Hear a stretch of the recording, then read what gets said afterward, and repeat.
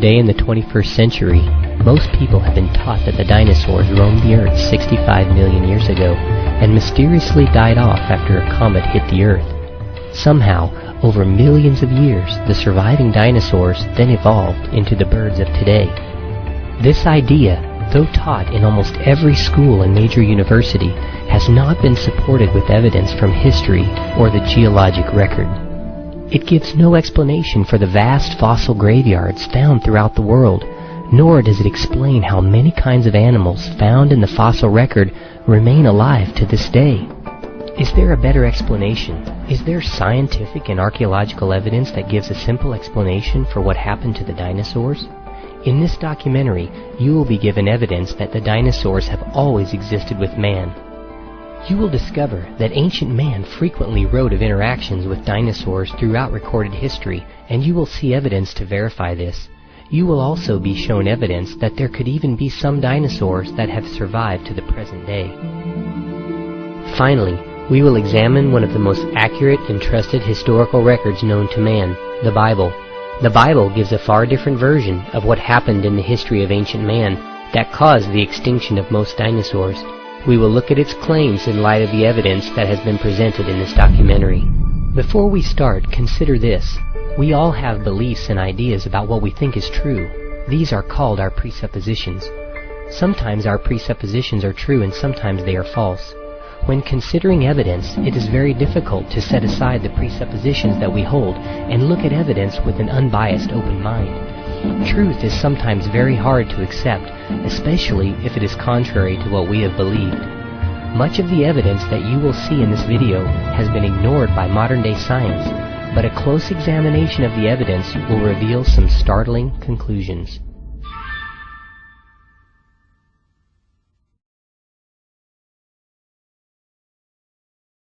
In 1841, the first use of the term Dinosauria, meaning terrible lizard, was created by the famous British anatomist and paleontologist Sir Richard Owen. He used the term for the first time at a meeting of the British Association for the Advancement of Science held in Plymouth. After that meeting, the word dinosaur rapidly became a popular term to describe these giant lizards that were being discovered by paleontologists. During the 1800s, after the first discovery of large dinosaur fossils, scientists began to search the rocks for clues to what had happened to these terrible lizards and other creatures that were buried in the earth. Unfortunately, they became focused on the rocks and buried fossils and failed to examine history for evidence of what had happened to these creatures. So what exactly does the historical record reveal about the dinosaurs? Remember that the word dinosaur was not even created until 1841. Even up until 1891, some dictionaries did not contain the word dinosaur. Prior to this, dinosaurs were known by other names. Every culture had names for them. For example, the name that you are probably the most familiar with is dragon. Even up until 1946, the word dragon was found in dictionaries and has in its definition this telling description. Names from other cultures include some of the following. Dragon history is nearly universal throughout the world's ancient cultures. Where did this global concept originate? Why is it so universal among cultures who were separated by continents? How did societies throughout the world describe, record, draw, etch, sew, and carve these creatures with such uniformity if they had not been eyewitnesses of them? Let's first examine the written historical record and then move on to the physical evidence. The reports of dragons range from personal encounter reports and science papers to legendary stories like Beowulf and the Loch Ness Monster. A well-known old science book, the Historia Animalium, claims that dragons were not extinct in the 1500s, but the animals were said to be extremely rare and relatively small by then. In 1572, a scientist named Ulysses Aldrovandus carefully described a small dragon seen along a farm road in northern Italy. The rare creature was killed by the farmer when he struck it on the head with his walking stick. Aldrovandus obtained the dead body and made measurements and a drawing. He even had the animal mounted for a museum. It had a long neck, a very long tail, and a fat body. The skeletons of a number of ancient reptile-like creatures called Tanystropius have similarities to the basic description that he gave. One dragon story from the ancient land of Sumer in Babylon tells of the hero Gilgamesh. He decided to make a name for himself by traveling to a distant land to cut great cedar trees needed for his city. He reached the forest with 50 volunteers and discovered a huge reptile-like animal which ate trees and reeds. The story simply says that Gilgamesh killed it and cut off its head for a trophy. Thousands of dragon stories and pictures can be found in ancient Chinese books and art. One legend tells about a famous Chinese man named Yu. The story says after the great worldwide flood, Yu surveyed the land of China and divided it into sections. He built channels to drain the water off to the sea and help make the land livable again. Many snakes and dragons were driven off from the marshlands when Yu created the new farmlands. Some old Chinese books even tell of a family that kept dragons and raised them to use their blood and body parts for medicines. In 1611, the emperor appointed the post of royal dragon feeder. An Irish writer recorded an encounter with a large beast with iron-like spikes on its tail which pointed backwards. Its head had the shape of a horse's, and it had thick legs with strong claws. These details match features of dinosaurs like Kentrosaurus and Stegosaurus, which had sharp, pointed spines on their tails, thick legs, strong claws, and long horse-like skulls. The respected Greek explorer and historian Herodotus described small flying reptiles in ancient Egypt and Arabia. These animals sound amazingly like the small pterodactyl Rhamphorhynchus. They had the same snake-like body and bat-like wings. Many had been killed near the city of Buto in Arabia. He was shown a canyon with many piles of their backbones and ribs. Herodotus said that these animals could sometimes be found in the spice groves. They were small in size and of various colors. Large numbers would sometimes gather in the frankincense trees. When workers wanted to gather the tree's valuable juices, they would use smelly smoke to drive the flying reptiles away. The well-respected Grecian philosopher Aristotle said that in his time it was common knowledge that creatures like this also existed in Ethiopia. Similar animals, 3 feet long, were also described in India by the geographer Strabo. In Pliny's book Natural History, written around 70 AD, he says, "Africa produces elephants, but it is India that produces the largest, as well as the dragon." Claudius Aelians, a Greek military writer of the 2nd century who wrote De Natura Animalium around 200 AD, in his work stated, "The Phrygian history also states that dragons are born which reach 10 paces in length." 10 paces, that's about 30 feet. The city of Neurlic in France was renamed in honor of the killing of a dragon there. This animal was reported to be bigger than an ox and had long, sharp, pointed horns on its head. In 1271 AD, the great explorer Marco Polo recorded in his writings that the Chinese emperor had dragons that pulled his chariot on special occasions. And in his book, The Travels of Marco Polo, Polo records the following about the Chinese province of Kharazan. He states, "Here are seen huge serpents 10 paces in length and 10 spans in girth of the body. At the forepart near the head they have 2 short legs, having 3 claws like those of a tiger, with eyes larger than a 4-penny loaf and very glaring. The jaws are wide enough to swallow a man, the teeth are large and sharp, and their whole appearance is so formidable that neither man nor any other kind of animal can approach them without terror.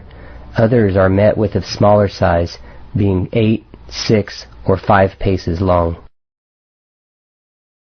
An Anglo AD 793 reported, "This year came dreadful forewarnings over the land of the Northumbrians, terrifying the people most woefully.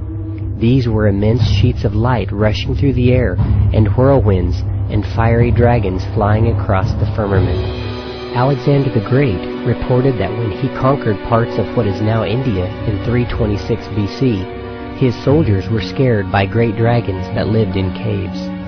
In 275 AD, legend says that George of Lydia, a Roman soldier in the guard of the Emperor Diocletian, killed a dragon while in Libya on a crusade. According to legend, in the 7th century a dragon named Garguet rose from the waters of the Seine River in France.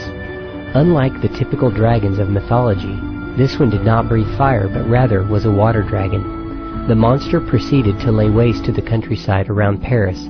Saint Romain, the Archbishop of Rouen, accompanied by only a condemned prisoner, set out to stop the beast. They captured the dragon and led it back to Paris, where it was slain and burned. The head, however, was saved and mounted on a building. In commemoration of this event, architects began to design gutter spouts in the shape of the Garguet, and eventually in the shape of all manner of bizarre creatures now called gargoyles. There are thousands of other legends of people seeing and killing dragons throughout history. Now let's take a look at the physical evidence that has been found that points to the existence of dinosaurs with man. What you're about to see, you will not see on the Discovery Channel, the History Channel, in the science textbooks, or in any secular publication. If you happen to see or hear something about any one of these discoveries, you will find that they will be attempts at debunking or proving them to be fake, fraud, or forgery. However, with careful examination of the facts that surround these discoveries, the truth is undeniable. The highly technical ancient civilization of the Nazca Indians flourished on the southern coast of Peru from around 1 AD to 750 AD. This culture produced an array of beautiful crafts and technologies such as ceramics, textiles, and geoglyphs. It is still not understood exactly how the Nazca produced their incredible geoglyphs called the Nazca lines. They also produced thousands of carvings on burial stones. These stone carvings, which are known as the Ica stones, are an enigma. There have been over 16,000 of these remarkable stones found over the past 50 years. They contain images of daily life, battle scenes, agriculture practices, medical procedures, advanced technologies, and most amazingly, dinosaurs. Many skeptics have tried to debunk the Ica stones by saying that they are a modern-day creation, but the evidence indicates differently. In 1535, Spanish conquistadors came through Peru in the area where the Nazca Indians had lived. They reported finding stones with strange animals carved on them. The designs and patterns on the stones also indicate that they were authentic from the Nazca culture, and of the 16,000, only about 500 had carvings of dinosaurs on them. Consequently, many of the carvings have nothing to do with the dinosaurs whatever. They were simply observations from everyday life of the Nazca culture. In Acambaro, Mexico, since the 1960s, over 56,000 ancient clay figurines have been discovered. Many of these clay artifacts are sculptures of dinosaurs. The approximate age of these clay figures is around 4,500 years old. Many people have studied these figures, and the opinion of their authenticity is divided. Most who have no preconceived biases believe that they are genuine, but others who believe that the dinosaurs died off millions of years ago state that they remain skeptical in spite of the radiocarbon dating and investigative evidence that points to their authenticity. 16th century Aztecs produced this dragon sculpture. The face resembles a dinosaur like the Tyrannosaurus rex. Several other South American and Central American civilizations have produced similar sculptures. These side-by-side comparisons are very revealing.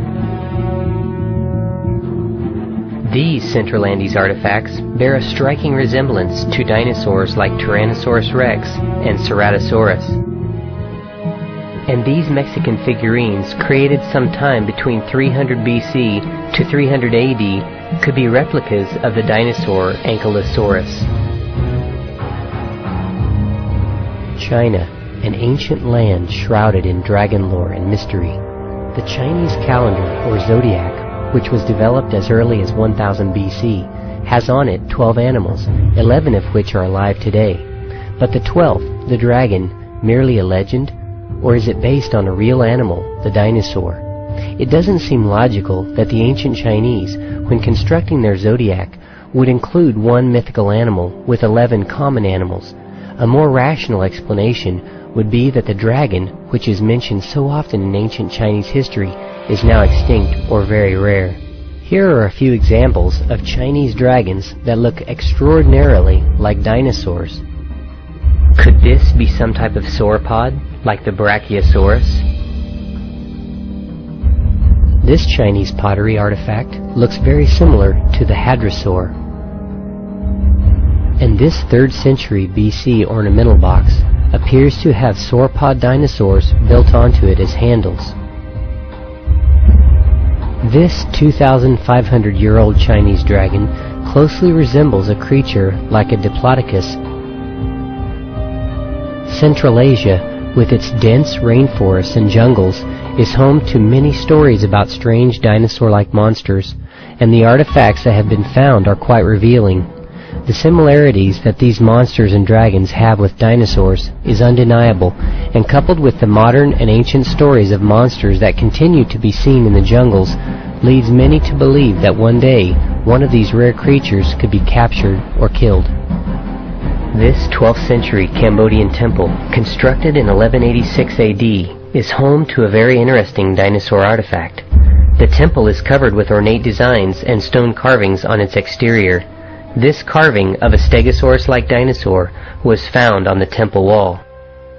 As late as the 1800s, the Dayak culture of Borneo was producing artwork with dinosaurs on them. This water fountain on a Hindu temple built in the 1800s looks very similar to the Triceratops. There have been several other findings like this throughout Asia, including these 2 10th century AD bronze sculptures from Nepal, which bear a close resemblance to several types of ceratopsid dinosaurs. European history is filled with dragon artwork, sculptures, and artifacts. These not only include the popular look of dragons seen in much of the artwork, but also include many other fascinating creatures that look very similar to dinosaurs. The Palestrina mosaic from around 100 AD has several animals depicted that appear to be extinct and prehistoric. Why would the Roman culture place prehistoric extinct creatures within their historical documents and artwork? The obvious answer is that they existed together and they recorded what they observed. Here we see a dinohyus, which means terrible pig. The dinohyus was supposed to have died off about 24 million years ago, and here we see several men fighting what appears to be a type of quadruped dinosaur.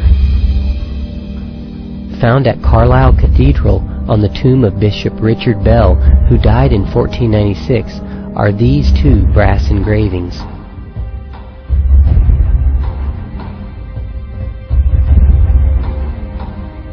Here are 2 dinosaurs depicted in a 2nd century Roman inscription.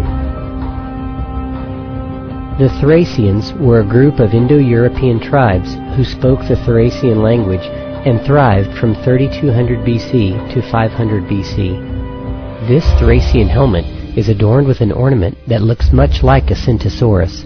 Look at the ornament in comparison to skeletal remains and drawings. Many other ancient cultures throughout history have given us artwork, sculptures, and artifacts that point to the existence of dinosaurs and man together. Take a look at a few more of these amazing artifacts. This amazing cave drawing was found in Wapatki National Park, Arizona. It is thought to be around 1,000 years old. At Bridges National Monument in Utah, the Anasazi Indians made this cave drawing several thousand years ago. This ancient cylinder seal was found in Mesopotamia.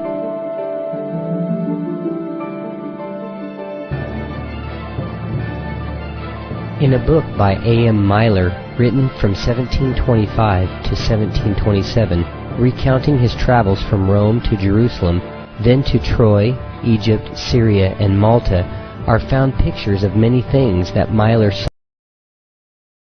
traveled.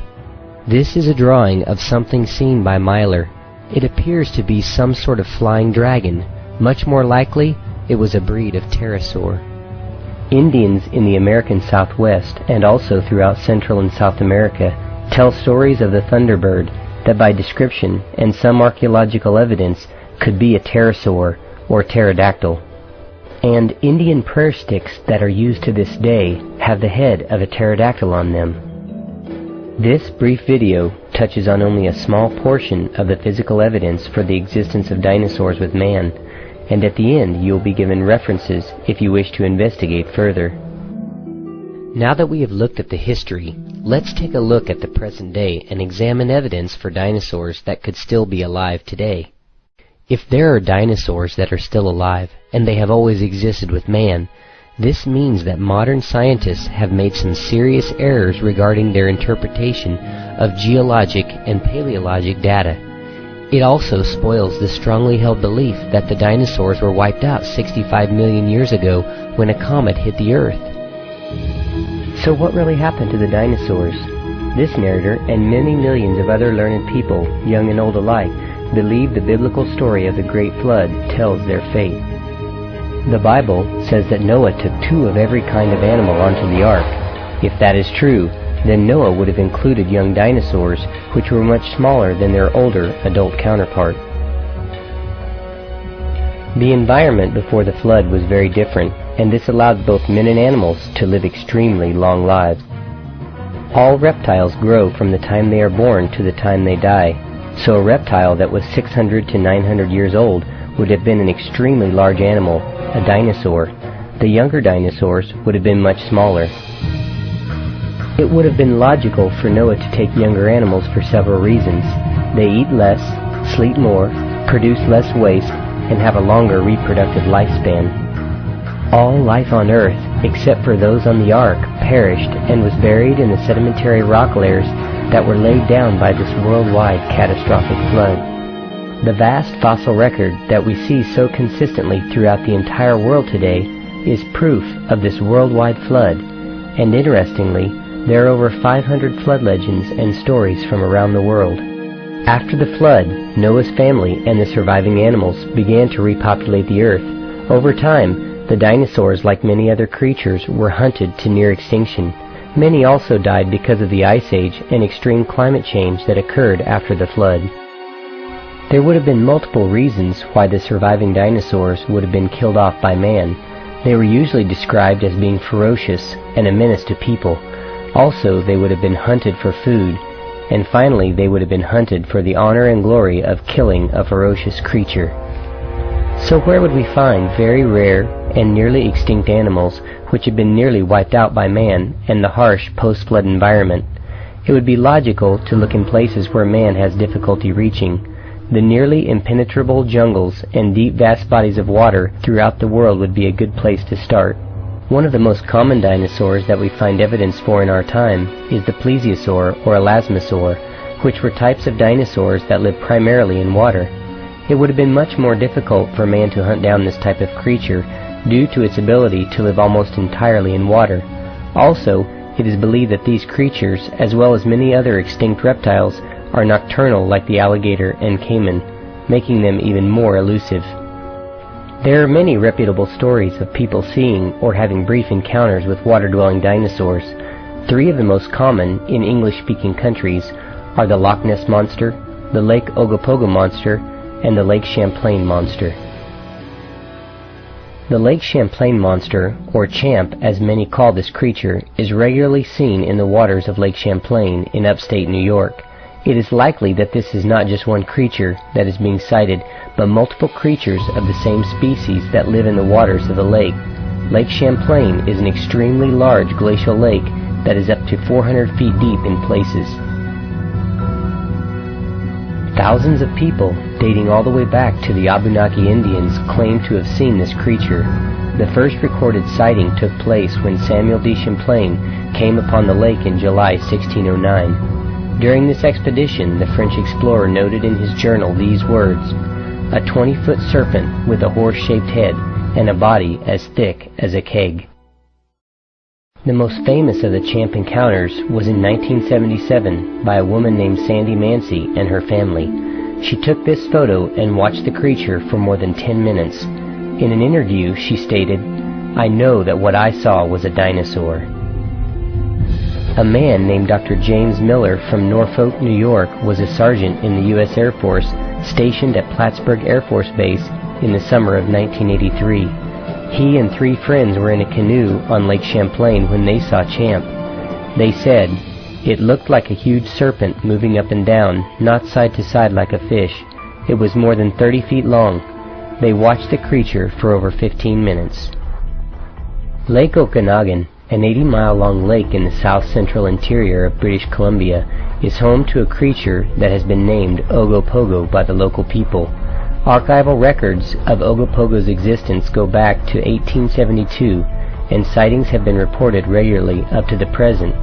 The creature is described as being 1 to 2 feet in diameter, with a length of 15 to 20 feet. The head has been described as being horse or goat-like. Early inhabitants of the area, including Indians and English settlers, both had encounters with Ogopogo, and it's recorded that armed settlers patrolled the shoreline to prevent attacks from the creature. On September 16, 1947, Ogopogo was watched by some 30 cars of people along an Okanagan Mission beach. The creature was described as having a long, sinuous body, 30 feet in length. Not many creatures like this have been sighted by such large numbers of people at the same time. On July 17, 1959, a group of people saw a tremendous creature with a snake-like head and a blunt nose swimming some 250 feet from their motorboat on Okanagan Lake. The group watched the creature for over 3 minutes, after which it submerged. Loch Ness, which is a lake in Scotland, is home to the Loch Ness Monster. There have been thousands of in-water and out-of-water sightings over the past several hundred years. Some of these sightings have been very close encounters. The list of reputable people who have been eyewitnesses goes into the hundreds. It includes doctors, lawyers, scientists, farmers, clergy, and many people just like you and me. These people, many of which have given sworn statements to the truth of what they have said, all say that they saw a creature that is like nothing they have ever seen before, and many say that the creature closely resembles a plesiosaur. For a deeper look into the Loch Ness dinosaur, the website www.nessie.co.uk is about the best. They have records of hundreds of eyewitness accounts and information on the continued quest to positively identify the creature. Lake Erie has been home to a number of sightings of strange, unidentified creatures. This small creature was discovered dead along the shore of Lake Erie by a taxidermist named Pete Peterson of Lakewood, Ohio. The creature was 3 feet long, had 4 flippers, a small head, and a long neck. He took the creature and mounted it. The creature appears to be an infant plesiosaur. In 1925, this creature washed up on the coast of California. E.L. Wallace, president of the Natural History Society of British Columbia, said, "My examination of the monster was quite thorough. It had no teeth, its head is large, and its neck full 20 feet long. I would call it a type of plesiosaur." Another witness, Judge W.R. Springer of Santa Cruz, felt the creature was from a prehistoric age. He added his observation: evidence of 2 short feet or flippers, and probably swam with its head high above the water.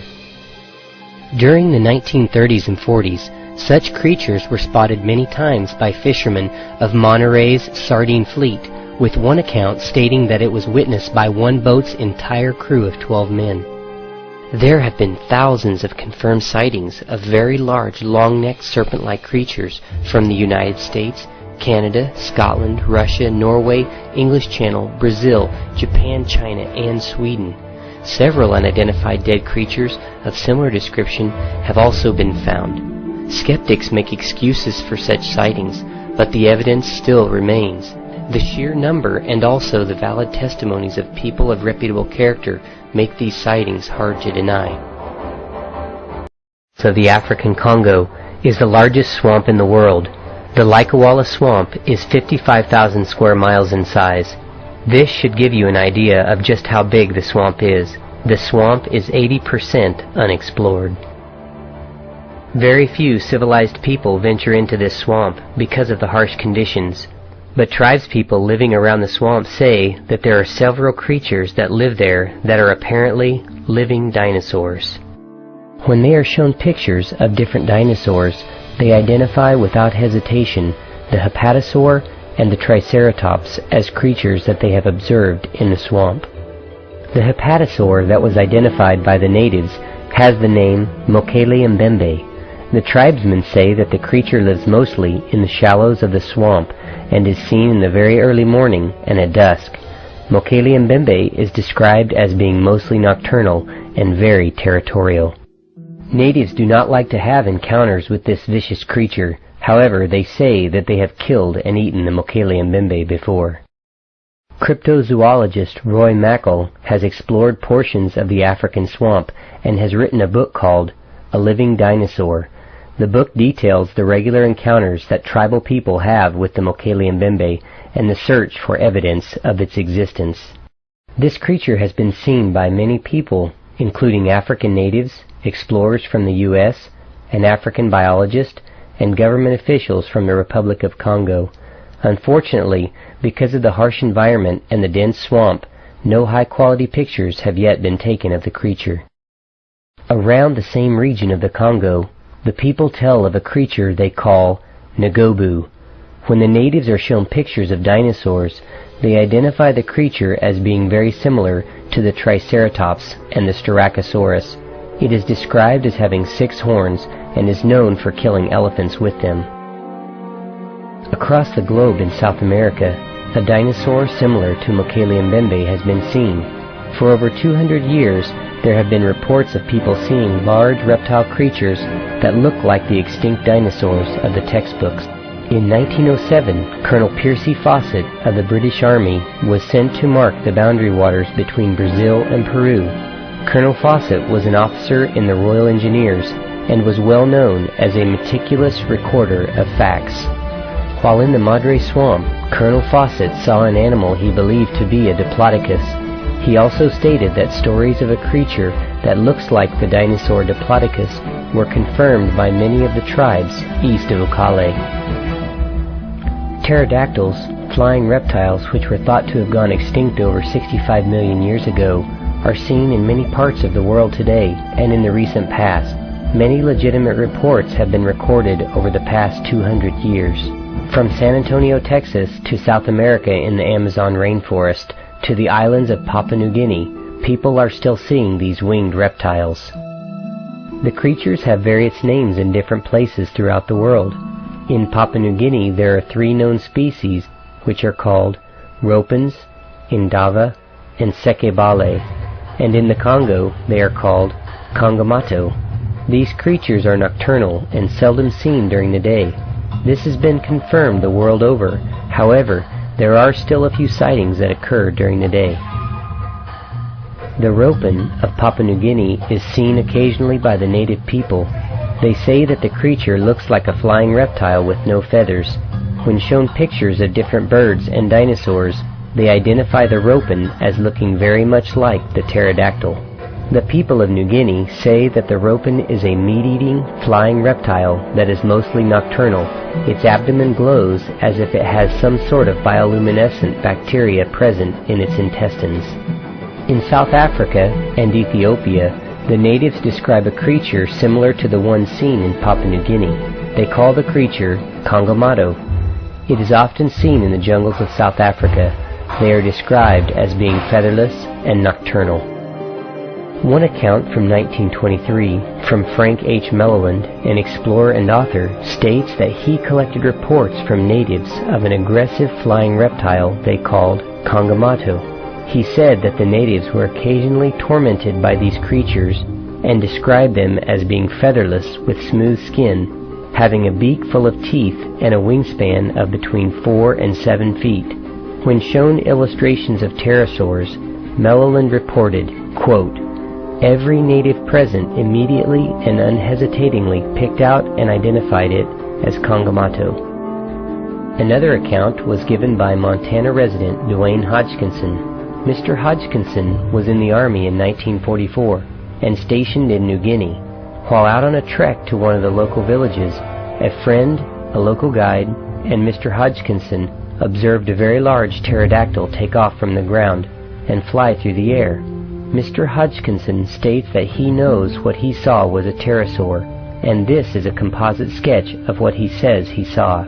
His eyewitness story can be watched online at youtube.com. In 1971, Australian psychologist Brian Hennessy was in Papua New Guinea. He states that he and the men he was with saw a large flying creature that in his words looked prehistoric. He described the creature as having no feathers, black to dark brown in color, with a wingspan of at least 6 feet. He states that it also had a very long tail. There are many eyewitness accounts given by native peoples from Africa and New Guinea, but there have also been eyewitness accounts from people all over the world who have seen very large pterosaur-like flying creatures. The states in the U.S. where reputable accounts have come from include Alaska, Texas, California, South Carolina, and Washington State. The San Antonio Light, a newspaper of Texas State, reported on February 26, 1976, that 3 local school teachers were driving to work on an isolated road to the south of the city on February 24th when they saw an enormous bird sweeping low over cars on the road. They reported that the bird had a wingspan of 15 to 20 feet and leathery wings. After the incident, the teachers all identified the creature they saw as a pterodactyl. Some skeptics excuse these sightings with the explanation that the witnesses were just seeing giant fruit bats. The problem with this argument is that giant fruit bats, or flying foxes, do not fit the descriptions given by most of the eyewitnesses. The common features look nothing like fruit bats. They include a head with a pterodactyl-like protrusion, very long tail, very slow wing flap compared to bats, glowing bellies, and in many cases a much larger overall body size than the giant fruit bat. The fruit bat hangs upside down, and the ropin, by eyewitness accounts, is said to sit in an upright position when perched in trees. Also, these pterosaurs are seen in places where giant fruit bats are not found. The examples and testimonies given here are just that. They are a brief summary of evidence that exists. At the end of this video, you will be given a list of references including books and websites where you can learn more if you wish. If you do your own research, you can come to your own conclusions and make important decisions about what you believe about the world, history, the future, and how you fit into it. So now you might be asking yourself, how can this be? This doesn't fit with what I've learned about the dinosaurs in history. The dinosaurs were supposed to have died off millions of years ago. How did they survive? Why does it even matter?